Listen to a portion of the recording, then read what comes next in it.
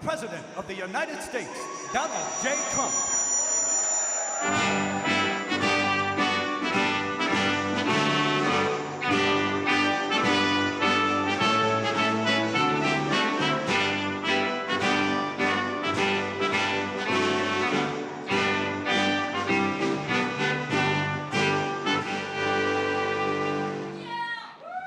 Well, thank you very much.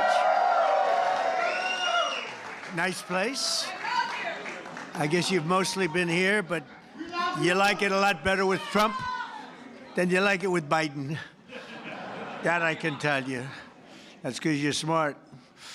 Well, I'm thrilled to welcome so many good friends to the White House as we celebrate the third night of Hanukkah. Right? Third night. Time flies.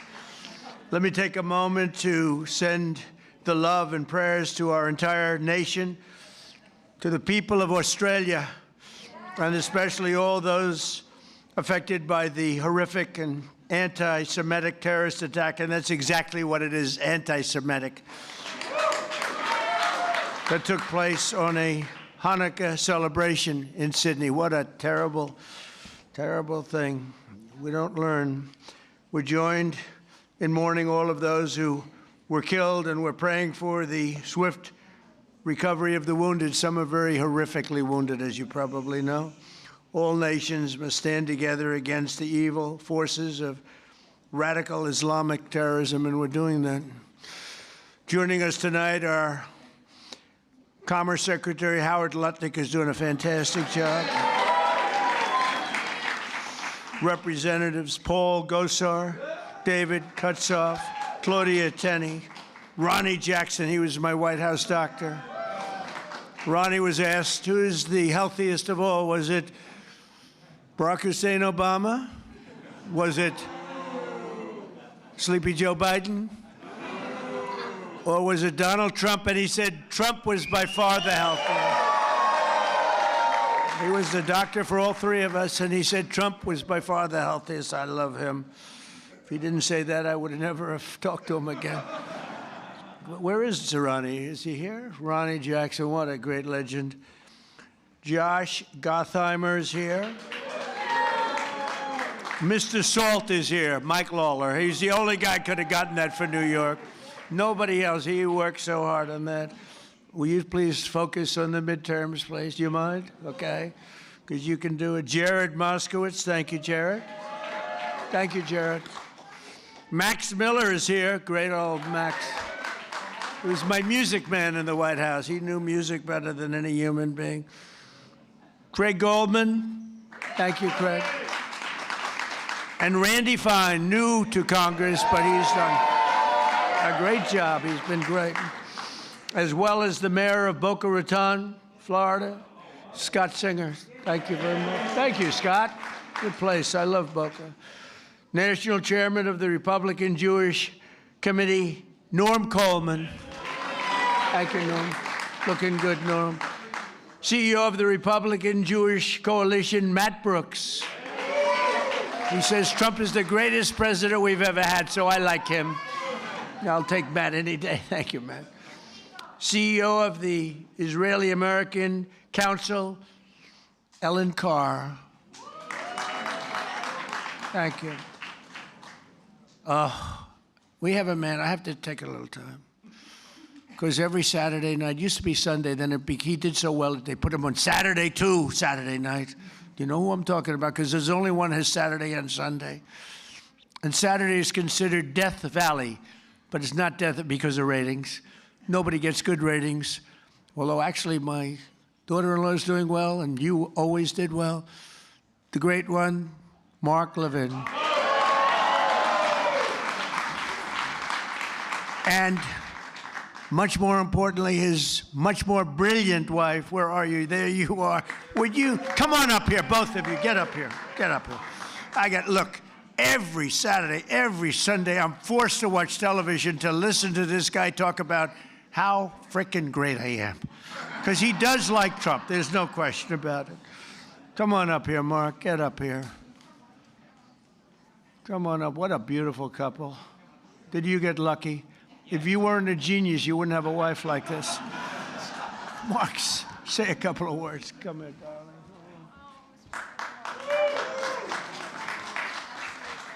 And these people do like Israel. Hold on. And he loves Israel too. It's true. 2 seconds. Just 2 seconds. 6 years ago, I was up here, and I said, "This is our first Jewish president." Now he's the first Jewish president to serve two not consecutive presidencies. We thank you for everything. That's right. Bad things happened on the second one. Namely, the election was rigged. And we found out, and you see that happening. But, and you are the greatest president. Thank you very much. And God bless you. I miss you. I miss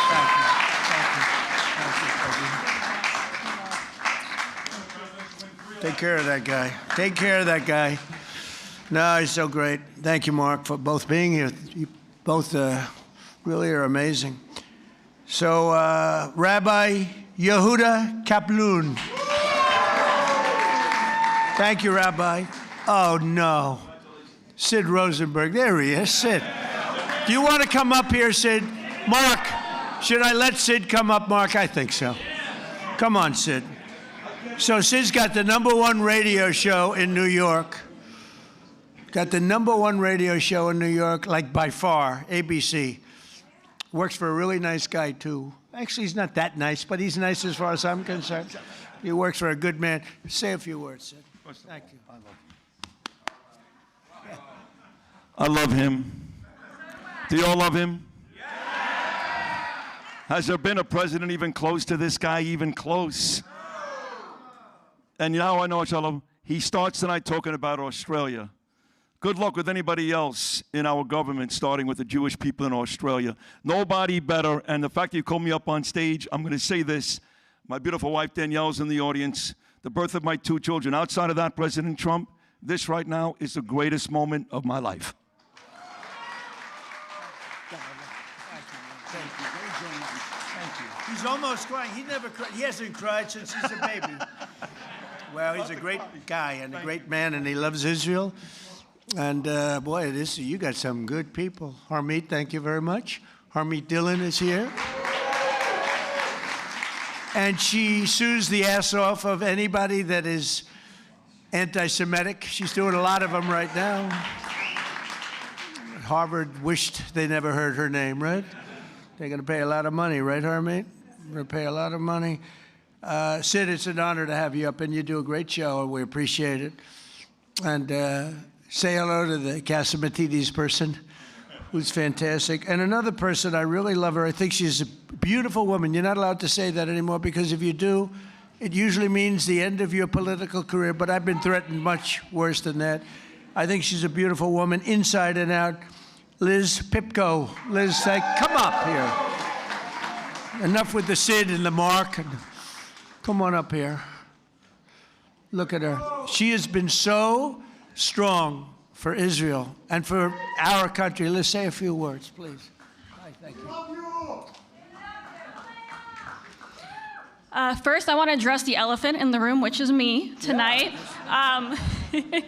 I am grateful to President Trump for so many things, but now, most of all, I'm grateful for this tiny miracle which exists because Donald Trump ran for office in 2016. I met the love of my life on that campaign, and now, in addition to saving the world, I will have a child, thanks to President Trump.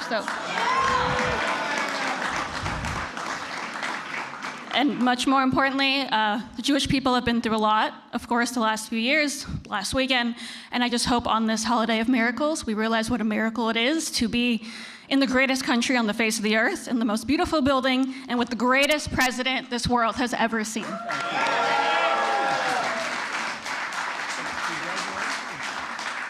Congratulations. That's right. She was on the campaign, and she was so effective and great. And we always have to remember the ones that have been great in good times and bad. That's why Mark and the people I introduce, because I don't introduce them when they're just sort of good. When they're good, everyone's good. The day after I won the election, they were, "Sir, I just want to tell you, you're the greatest person I've ever seen. Thank you, sir. I'd love to have dinner sometime. Where have you been for the last 2 years?" We have a lot of those people, mostly those. Jason, how are you, Jason? Jason Greenblatt, do you know Jason Greenblatt? He worked for me for years. He's a great lawyer. Then he made a lot of money and he said, I'm getting out. And you focused on Israel, right? That was the focus. He says, I love Israel. I just want to focus on Israel. It's good to see you, Dave. I haven't seen you in a long time, but he was a great lawyer. Here's another great lawyer, David. Good to have you here. Good to have you here, David. And we have another person that's a very special person. She received the Presidential Medal of Freedom. She is a beautiful woman, actually, in my opinion. Another one. That's 2 reasons now. And third, by the way, Mark, we have 3 reasons, Mark, because your wife is incredible, always, from day one. But I think it's okay if we ask Miriam Adelson. Do you want to come up, Miriam? Come up here, Miriam. Miriam gave my campaign, indirectly and directly, $250 million. She was number 1. When somebody can give you $250 million, I think that we should give her the opportunity to say hello. And Miriam, make it quick, because $250 million is not what it used to be. Okay? Hello, darling. Come on. Incredible woman with a great husband, a man that loved Israel. Well, Mr. President, when you were in the Israeli parliament and you gave a speech and you saw me from far away, at that time I came with a scooter to the parliament just to hear you. I wanted to hear you alive. And then you say, Miriam Adelson, and I stood for a second, but it was so painful, so I sat. Then you screamed, Miriam, stand up! And I wish you would have known, but I stood up and heard all your compliment, and thank you very much. I saw you back there standing. Yeah, you saw me. She stood Thank up you. bravely. And now I met Alan Dershowitz, and he said the legal thing about 4 more years, and I said, Alan, I agree with you, so we can do it. Think about it. Alan's here someplace. Where's Alan? Alan is here, or he had a flight? Alan is here? Think about it. Thank you. Maybe I will be the first one who told you, or second. Yeah. She said, think about it. I'll give you another $250 million. I will give. But her husband, Sheldon, was an amazing guy, and he'd come up to the office, and there was nobody more aggressive than Sheldon. I think I spent more time with him and you, because you usually came up together, but he'd call and say, can I come over, please? I say, Sheldon, I'm president of the United States. It doesn't work that way anymore. It's like maybe tomorrow. How about tomorrow? No, please, just for a little while. And he'd always say 10 minutes. It turned out to be about an hour and a half, right? And what he did is he fought for Israel. That's all he really fought for. He just wanted to take care of Israel. So he was a great guy. He was a fantastic man, and he loved you so much. He couldn't see straight. So good. Thank you, darling. Be careful. Be careful. We don't want her falling. You know, when you fall, it's not good for politics. We had a man that fell a lot. I don't want to talk too much because I'll have my day, I'm sure, you know. They're waiting, the press. See all that press back there? They're waiting. Oh, would they like to see Trump trip off the stage? I would never live it down. But anyway, and we have so many friends. I can't mention everybody, but we have so many friends. Hello, my man. How are you? Boy, we have good people here tonight, huh? This is the A-list. This is the A-list of any list. But it's an honor to have you all. It really is. What you've done and what you've gone through is incredible. And as a people, there's never been anything like it. You know, I told Bibi, I said, you know, it's amazing what you've done. Because when you look at the Middle East, you take a map of the Middle East, I said, the land is so small. It's so tiny. It's like hard to believe what you've been able to do. Now, it helped the B-2 bombers that we sent in to wipe out the... we gave them a lot of help. It helped when we were shooting all those drones down from jet fighters. Don't ever let anyone tell you a drone is better than a jet fighter. A drone's very nice. But when you have F-22s circling around them like there's nothing, just shooting the crap out of them out of the air. Don't let anyone convince you that a drone is better than an F-22 or an F-35 or any of that stuff. But they're nice. They're nice. But we had our fighters shooting the hell out of 2,000 drones were launched at Israel, and they were just knocking them out. The only problem, on occasion, they'd run out of bullets. But every one of them took out a drone, and we did a great job. And then we did the best job of all, is we knocked out the Iran nuclear power. And they would have had that, and within a month, I think they would have been a much different story, would have been talking from a much different place. But the story of Hanukkah began more than 2,000 years ago in ancient Jerusalem, when the oppressive tyrant, and they were really oppressive, tried. By the way, a lot of things don't change so much. They'd be oppressive today if you didn't have strength. You need strength, Mark, right? If you don't have strength, and if you don't have a partner with a good president, don't forget you had a president previously that believed in Iran. They ditched the entire world for Iran. That's why they signed the Iran nuclear deal that I terminated immediately. It was the worst deal. And Bibi Netanyahu came over here to beg Barack Hussein Obama not to sign that deal, but he signed it. He signed it. It was a whole different world. And that's why I wonder, I got the highest Jewish vote. Now, I have to say, in Israel, they say I'm at 99%.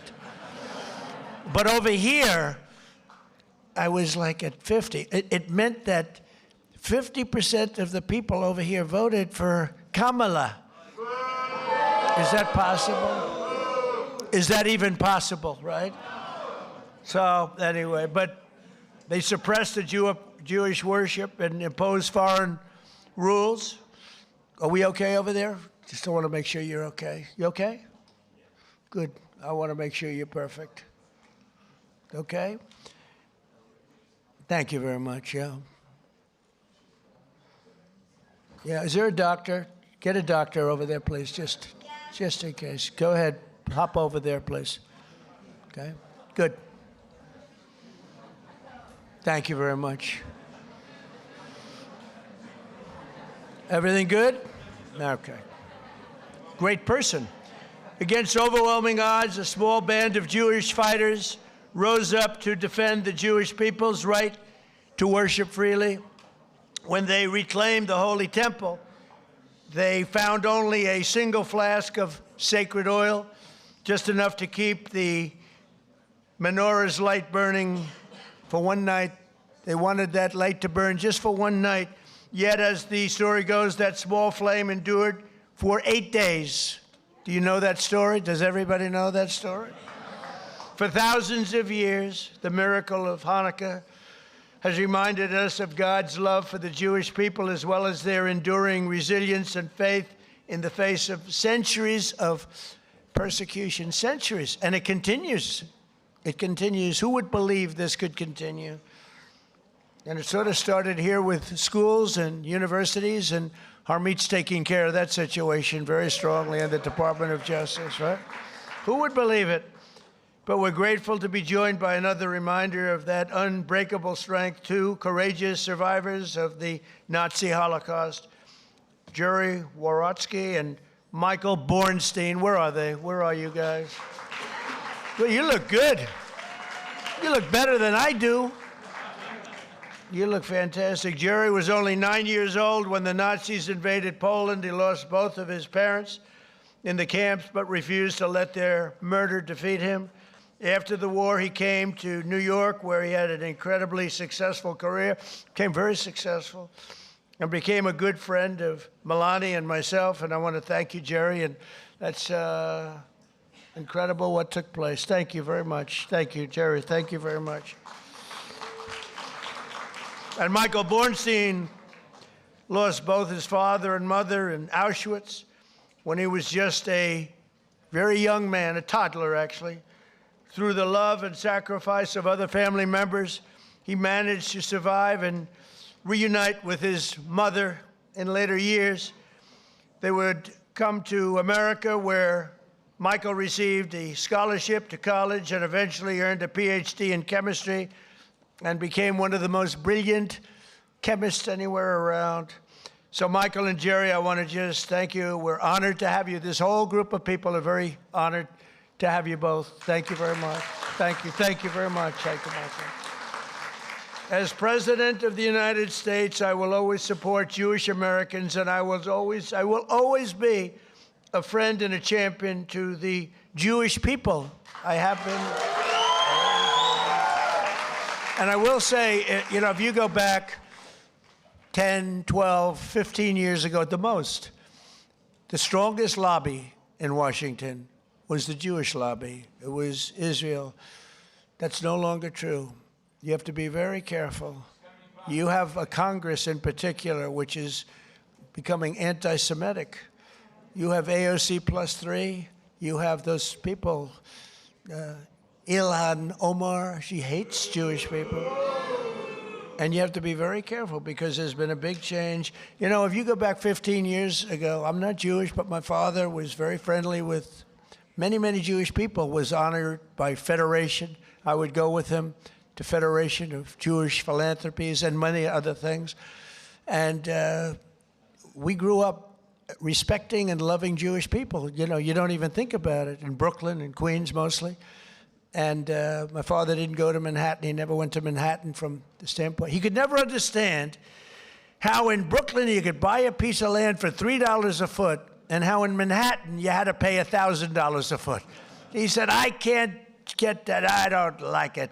I like to buy it for $3. So it was different. It's a different thinking.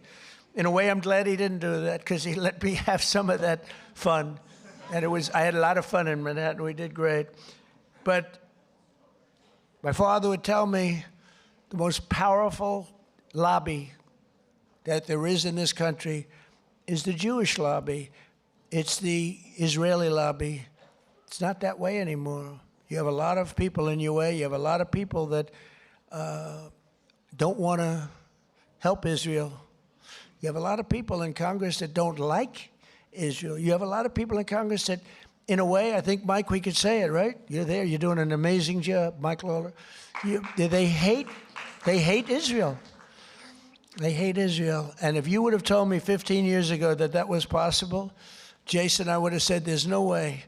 There's no way that's possible. But it's happening. And obviously, it's getting progressively worse. Less so in the Senate, but the Senate's starting also. You get glimmers, you know, when I'm in the back rooms talking to people, you get glimmers of statements that you say, whoa, where did that come from? So we have to be, Sid, we have to be very careful because bad things are happening. And then you see what goes on in Australia or October 7th. How about October 7th? And then you have people that deny it ever happened. How about the people that deny, like they deny the Holocaust, but, you know, you figure, well, that's just many years. Well, October 7th is not many years at all. And you have people that deny October. I saw tape that I wish I never saw it, actually. I wish I never saw it. I got to see tape that some of you got to see, but as president, I got to see things I wish I never saw. But there's no denying it. But then they'll say, oh, the tape was a rigged tape. It was a tape that never existed. They made it up. It's just propaganda.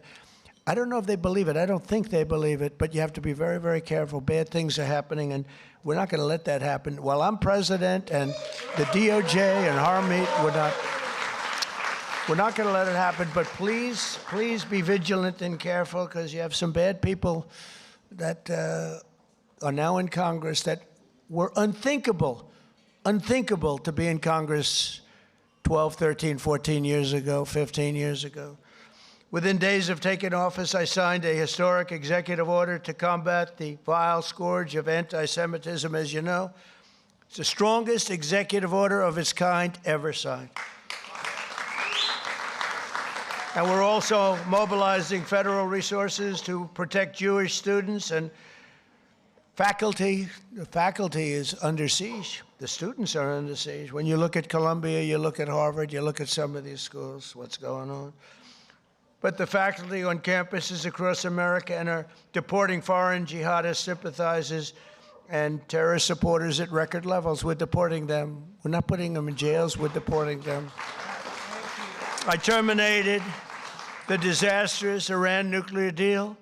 And this summer, We obliterated Iran's nuclear program like nobody's ever seen. And even that, CNN fake news, they're back there, the camera's roaring. The light will go off in any second now. They hate when I mention their name because they know it's only bad because they're crooked as hell. They're fake news, you know, the term. I think it's one of my better terms, Sid, right? I don't think anybody takes it away. We have some good ones, Pocahontas, but I think fake news is probably pretty good. The only problem is it's actually not strong enough. You know, fake, it's crooked, corrupt, disgusting news, but we'll have to do with fake. But fake isn't strong enough. That's the only problem. It's actually, I wish I could come up with a word that's really more powerful than fake, but fake is good enough. But CNN with the attack on Iran, they said, well, I used the word we obliterated them. You know why? Because the pilots told me they know better than anybody, and the pilots told everything, and then we had visuals. And these pilots are coming back after having endured the most dangerous ride. I said, did you guys, I had them all to the Oval Office. 2 weeks after the attack, I had them all. I had the pilots, and I had the people that maintained the planes. I had the people that fly the tankers. We had 52 tankers because we had the 7 major planes. We also had 4 planes flying of the B-2, flying in different directions. Iran didn't know what the hell was happening. But we had a whole force of F-22s, most beautiful fighter jet ever made, most powerful fighter jet ever made. And F-35 is a brand new one. And they're stealth. Believe me, they're stealth because they went into Iranian airspace, and Iran never saw anything. And it was, think of this, 2 o'clock in the morning. It was dark at night. There was no moon at all, no light, no nothing. And every single bomb went right down those air shafts into granite mountains, right down those air shafts. At 2 o'clock in the morning with no vision, every single bomb hit its target. And CNN said on the way back, they were on the way, they hadn't even landed yet, well, maybe the attack wasn't that bad. Because I used the word obliteration. I turned out to be right. The Atomic Energy Commission shortly thereafter said it was total obliteration. Iran actually said it was total obliteration. In fact, they said touchdown. Yeah, it was a touchdown. But it was amazing. And we've never had an apology from CNN, So you have fake news against you, fake news. And I didn't fight for you. I wasn't fighting for you there. I was fighting for those pilots that were so brave to go there. When they came into the Oval Office, I said, you can't seriously enjoy this. They said, sir, we enjoy every minute of it. We were practicing this and the predecessors. We were practicing for 22 years, they said. For 22 years they were practicing. And no president had the courage to let them go and do that. They wanted to do it for 22 years. And the predecessors mean the young pilots at the time. But for 22 years, 3 times a year, they were practicing that run. And I'm the one that said, let's go get them, let's do it. And if we didn't, and they thanked me. But I did say to the pilots, enough is enough. I said, do you really like being in that plane when they're waiting for you? They know you're coming, it's dark, it's cold, it's everything is, and you're in a plane, and there are bullets flying all over the place. Sir, I wouldn't trade this for anything in the world. Can you believe these people? And I love you people, but I'm not getting in that plane. I love you guys, but these people are unbelievable. The talent they have, the way they can fly those things, the way they can aim it at a target in the dark of night, the darkest you've ever seen. They wanted to be as dark as possible. They didn't want anything. And the only time anybody could see those planes was when those bomb chutes open up, because it becomes totally unstealth when it goes. I explained that to Mark Levin once. You're going in, you go like this, and as soon as it goes like this, for some reason, the plane is totally visible, not good. And I watched it happening, and it's like I'm sitting home watching it. It's amazing. The Situation Room is an amazing place. But I watched him go, bing, bing. It went bing, bing, and 2 massive 100,000-pound bombs come pouring out. And the job they did was incredible. I mean, compare that to, I thought he was a nice man, but compare that to the Jimmy Carter attack on Iran. That was not good, with the helicopters and the men running all over the place trying to get the hell out of there. This was not good. This was the single greatest military attack that anyone's ever seen. And that sort of put an end to, we helped Israel very much, as you know, with their attacks on Iran before that, but that really put an end to it because they were about a month away from having a nuclear weapon. I officially recognize the true capital of Israel and opened the American embassy in Jerusalem. Is Julie good? She right? Or where's Julie? Oh, good. I thought it was you that went down. It wasn't you? Oh, good. I was worried about, I didn't care about anybody else. I said, is Julie in trouble? I thought it was you. Good. It's somebody else. I wish them good luck, but I don't want that to happen to Julie. That's Mark's wife, by the way. Yeah, we love Julie. But I didn't see Julie ever going down. She's like a rock, right? Mark, she's a rock. I wouldn't want to have her as my enemy. She was also a great lawyer, by the way. I also recognize the Israeli sovereignty over the Golan Heights. Right? And that's one they didn't even ask me. Even Sheldon, who was the most aggressive human being there is in the entire world, this incredible woman, although she had total control. He was aggressive with everybody, but Miriam, he wouldn't play games with Miriam, but he was actually a sweetheart. But he never even asked me about the Golan Heights because he said, that's a step too far. I actually gave it because I called up. I heard so much about Golan Heights. From Jason Greenblatt, I heard it, from so many people. And I actually asked David Friedman. I said, he was the ambassador at the time, good guy. He said, and by the way, Mike Huckabee's doing a great job now. Two good ones, two very good ones. But I asked David Friedman, I don't know if David's here, but I asked him because he is so Israel-oriented. I mean, he's great. I said, David, tell me about Golan Heights in 5 minutes or less. You know, I'm taking in like 1,000 years of history in 5 minutes. I said, give it to me in 5 minutes or less. And after about 2 minutes, I said, I understand. You need it so badly for so many other reasons. You need it for defense. You know, in the old days, before we had all the sophisticated radar and all the things, it was everything because you were up high. But I learned enough, and I signed the Golan Heights, the rights to the Golan Heights over to Israel. Nobody thought that was possible to get. They've been working on it for 70 years, Mark. 70 years. You know, planes would fly into places that have meetings that would last 2-3 days. All they talked about was the Golan Heights, right, Jason? And nobody ever did anything, but I did it, and we did it quickly. And I say, good luck to you. Then I found out the value of it, trillions of dollars. It could be worth, if you think, trillions of dollars. I said, maybe I should have asked him for something. But with Jared Kushner's help, Jared has been a great fan of Israel, the Kushner family. And by the way, how good is Steve Witkoff doing, right? You know, I got Steve involved in Russia, Ukraine, and the Middle East. We have, by the way, bottom line, we have legitimate peace in the Middle East. You know, you may have a little outbreak every once, but we have 59 countries all signed on. They'll do whatever is necessary. And Hamas, say what you want. Hamas, you know, we got back all of the hostages and all of the dead, young, beautiful people that were dead. And nobody thought that would happen. In fact, I even said, the toughest are going to be that final 20. We're never going to get them. But we played very tough, and we were very tough. We meant it. And we wanted to get back the 28 dead. 28 dead, young, beautiful people dead. Most of them, I think, pretty young. All of them pretty young. And the parents came up to me, and I told the story before. We had another little celebration of Hanukkah before. But I told the story before where the parents were as dedicated to getting their dead son back as they were to getting the live son back. It was an amazing and a beautiful thing, but I didn't think it would be possible. And then when we got the 20 back, when we got the live back, we didn't have anywhere close to the 28 dead.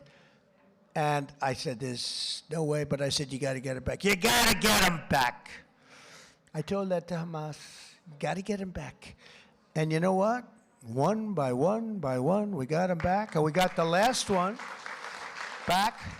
We got them all back. And amazing, though, those parents were as dedicated, I can't say more, but they were as dedicated as the parents who knew their son was alive, and they begged to have him. And I'm very proud of it. I thought the last 20, and it was tough, I didn't know. But Steve Witkoff was great, Jared Kushner was great. And, you know, Jared's a brilliant guy, we all know, but Steve's a great deal maker. But I noticed one thing about him. He had the greatest personality. He was a real estate guy in New York. He knew less about rivers and meets and bounds in Russia and the various places he's working on. He knew nothing about it. But I recognized for 20 years, I've been dealing with everybody in New York. I said, Steve has the best personality. I have other guys that are great deal makers, but you have to go into World War III before the deal. We didn't want that. I said, everybody loves Steve. He's a great deal maker, but everybody loves him. And that's what turned out to be. People love Steve. And I think we're going to be pretty close. I mean, we're going to see. I thought the easiest war to settle would be Russia, Ukraine, because they have a good relationship with Putin. It would have never happened if I were president. That would have never, and it didn't happen for 4 years. Putin understood, would have never, ever happened.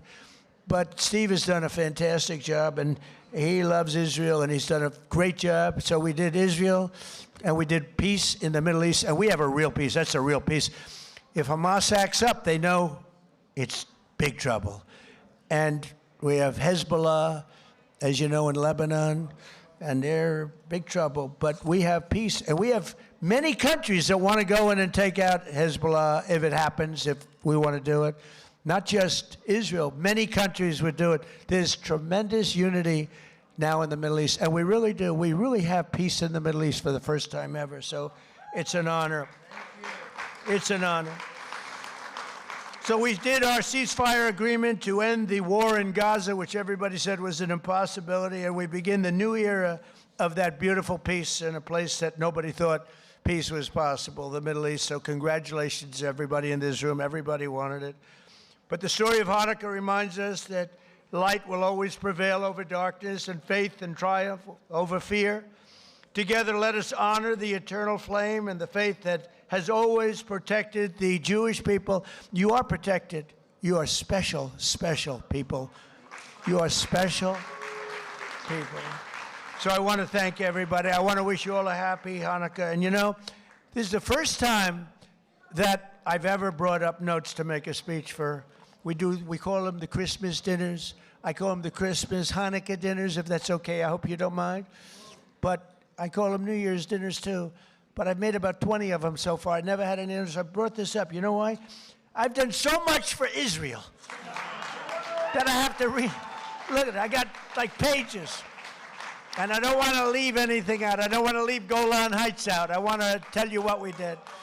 But it's an honor to help you. I have so many friends, and a lot of you are right in this audience. Very special group of people. You know, for every time we have one of these parties, we have to turn down 10 people for everyone that makes it. It's the White House. Soon you'll have a ballroom that's so big I can handle. And we just won the case today. Did you know that, Mark? We just won the case. We got sued. We're donating a $400 million ballroom, and we got sued not to build it. For 150 years, they've wanted a ballroom, and we're giving them, myself and donors are giving them, free of charge, for nothing. We're donating a building that's approximately 400 million. I think I'll do it for less, but it's 400. I should do it for less. I will do it for less. But just in case I say 400, otherwise if I go $3 over, the press will say, it costs more. I build under budget and ahead of schedule. Right, Jason? Always. I know how to build under budget. I build good. But we won the case. They asked for a restraining order to stop us from building a magnificent ballroom. I said, who would ask for a restraining? We're giving them, Sid, a $400 million. It'll be the most beautiful ballroom, and it'll handle inaugurations. It's got 5-inch thick glass windows. It's impenetrable by anything but a howitzer. It's impenetrable. Now, I will say, if I'm up making a speech someday, Mark, and I hear ding, ding, ding, I'm out of there. But it's going to be one of the greatest. I think it'll be the greatest ballroom anywhere in the world. But I said, who else but in our country would sue to stop a $400 million beautiful ballroom that people have been after for the White House? The White House has wanted a ballroom for 150 years. You know, they used to use a tent, and they have a tent, and the tent would go in a very low area because it's the only area that can handle a big tent. And if it rained, the rain would go over the woman's beautiful shoes with the high heels, about 6, 7 inches worth of water. They'd be sitting in the water, and people said, would rather have that than a brand new. This ballroom is going to be amazing. Also designed to handle the inauguration so that you have total safety from not only the weather. January 20th is always a disaster from a coldness standpoint. But, you know, we had it in the Capitol, and there was nothing more beautiful. But from a safety standpoint, we can do better. So we're going to have something that's really, really spectacular. And I thank the judge on the case for the courage in making the proper decision, because we didn't want to be held up. We would win that automatically anyway, but we didn't want to be held up or delayed. We want to go. And right outside, you see the pile drivers going boom, boom, boom. And my wife is being driven crazy. She said, this is not what I had in mind. You know, the first day she was great. She heard these piles that go down 150 feet into the ground. Boom. Second day, she was okay. Third day, she wasn't thrilled. And after that, it's been brutal. But you know what? You're going to have the greatest ballroom anywhere in the world, and you're going to love it. It's going to fit beautifully with the White House. Happy Hanukkah. Have a great year. We love you, and we love Israel. Thank you very much. Thank you. Thank you, Mark. Thank you.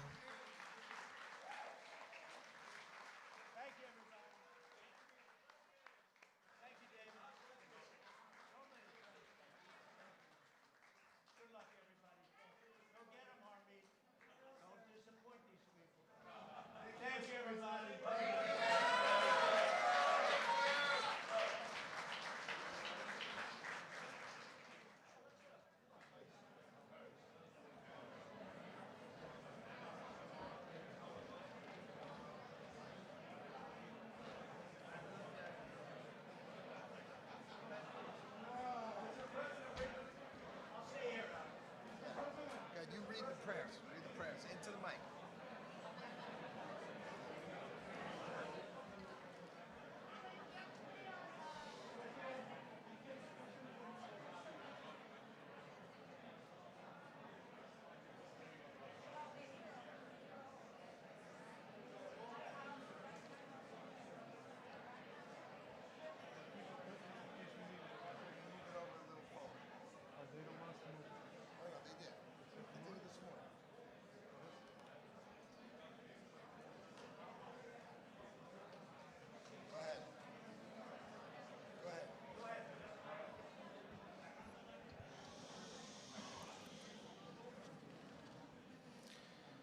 Good evening. We're about to proceed to light the menorah.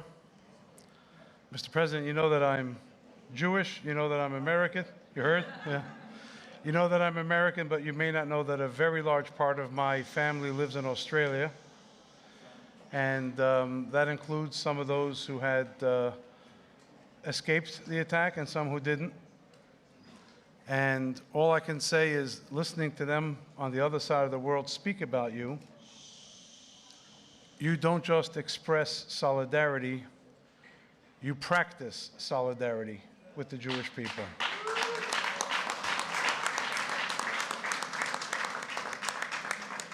And you practice solidarity with Israel, perhaps in a way we've never seen before, to the extent that many people say and many people believe that you may very well be, even among the friends of Israel and the Jewish people we've had, the most, the strongest, the deepest friend that Israel and the Jewish people have ever had here in the White House.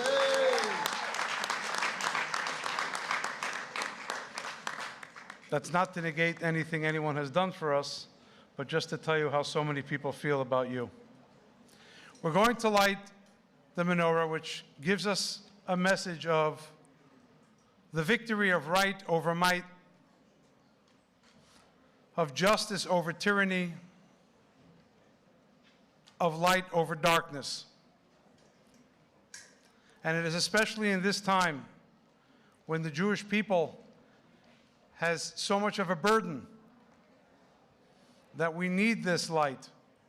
We need this strength, not only from each other, but from you, Mr. President, who constantly remind the world that even if they all turn against us, God forbid, you never will.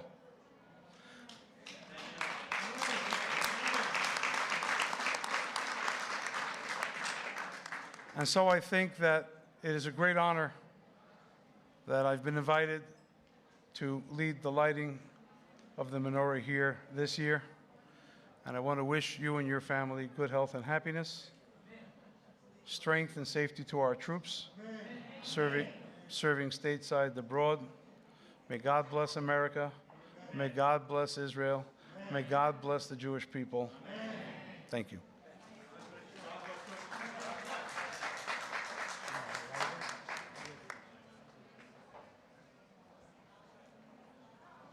We're going to make two blessings. We're going to make two blessings, after which we're going to light 3 candles. And then all those who know the words can join us in Ma'oz Tzur. Please join if you know the words and the tune.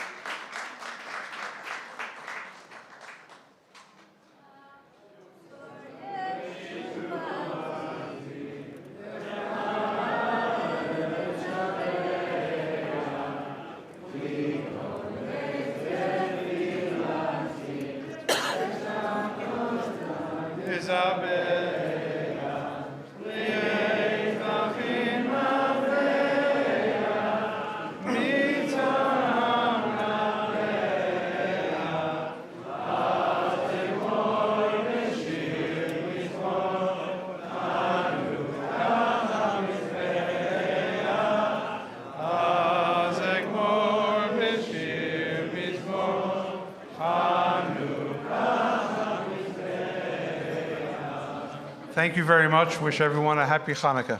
Thank you. Happy Hanukkah.